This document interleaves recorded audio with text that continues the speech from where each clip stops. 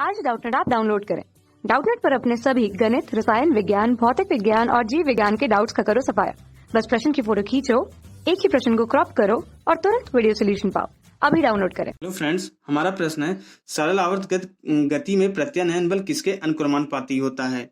First option है वेग, second option है माध्य स्थिति से विस्थापन, थर्ड है द्रव्यमान, फोर्थ हमारा कोणीय त्वरण। ओके, तो हमें ये बताना है कि हमारा जो प्रत्यानयन बल जो है किसके अनुक्रमानुपाती होता है। चार ऑप्शन दिए गए। तो हमारा सरल आवर्त गति क्या होता है, जो हमारा रैखिक सरल आवर्त गति होता है, ये क्या होता है कि हमारा जो है कण हमारा जो माध्य स्थिति के दोनों तरफ विस्थापित होता रहता है। ये अगर हम माध्य स्थिति मान लें तो अगर हम और हमारा जो है ये जो है माइनस अक्ष पे जो हमारा ये अधिकतम विस्थापन P मान ले और इसको धनात्मक अक्ष पे अधिकतम विस्थापन Q मान ले, तो ये हमारा जो है ये हमारी माध्य स्थिति होती है। यहाँ से यहाँ तक माध्य स्थिति से जो अधिकतम विस्थापन होता है वो हमारा क्या होता है, आयाम होता है। तो हमारा कण क्या करता है कि इस माध्य स्थिति के आगे और पीछे जो है एक निश्चित समय अंतराल में अपनी गति को बार बार दोहराता रहता है। तो इस प्रकार की हमारी गति क्या होती है, सरल आवर्त गति होती है। तो हमें क्या देखना है कि जब हमारा सरल आवर्त गति ये तो साम्य अवस्था में होता है, जब कण को हम थोड़ा सा विस्थापित करते हैं तो इस दिशा में जब आता है तो हमारा एक प्रत्यानयन बल काम करता है जो कि इसकी गति का जो है विरोध करता है। ओके, तो जैसे ही हम जो है इधर प्रतिस्थापित करते हैं, कण को इधर विस्थापित करते हैं तो इसका जो है गति का विरोध करता है। तो हमारा जो है सरल आवर्त गति करते ही हमारा प्रतिबंध होता है कि हमारा जो है कण तभी सरल आवर्त गति होती है जब कण को हम विस्थापित करते हैं। मान लेते हैं हम इसको जो है y विस्थापन दे दिए, यहाँ से जो है y विस्थापन दे दिए हैं, तो हमारा वेग इस पॉइंट पर हमारा कण आ गया, y विस्थापन दे दिए हैं, तो इसका आयाम यहाँ तक है।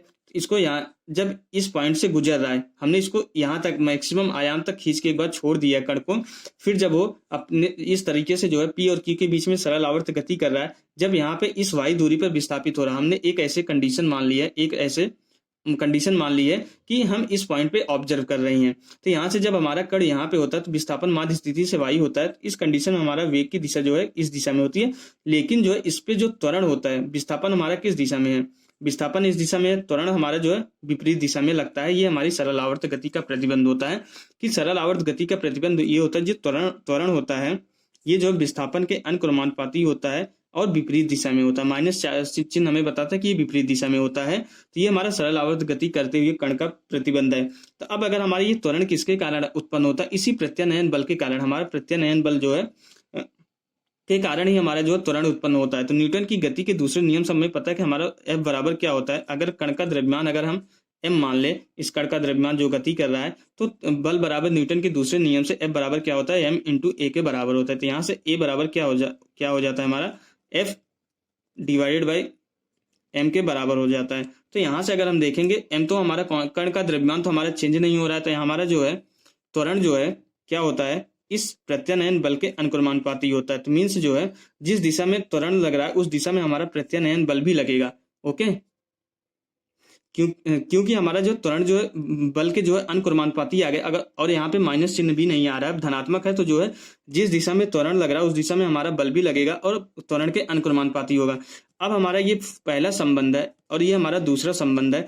अगर जो त्वरण विस्थापन के अनुक्रमानुपाती है और त्वरण जो है बल के भी अनुक्रमानुपाती है, तो दोनों संबंध से हम बोल सकते हैं हमारा जो है बल जो होगा वो क्या होगा, विस्थापन के अनुक्रमानुपाती होगा और विपरीत दिशा में होगा। ये माइनस चिन्ह यही बताएगा कि हमारी प्रत्यानयन बल भी हमारा जो है विस्थापन के विपरीत दिशा में लगेगा और विस्थापन के अनुक्रमानुपाती होगा। y हमारा क्या है, माध्य स्थिति से विस्थापन। तो हमारा कौन सा ऑप्शन सही हो जाएगा इसमें, हमारा जो ये सेकंड ऑप्शन राइट ऑप्शन होगा।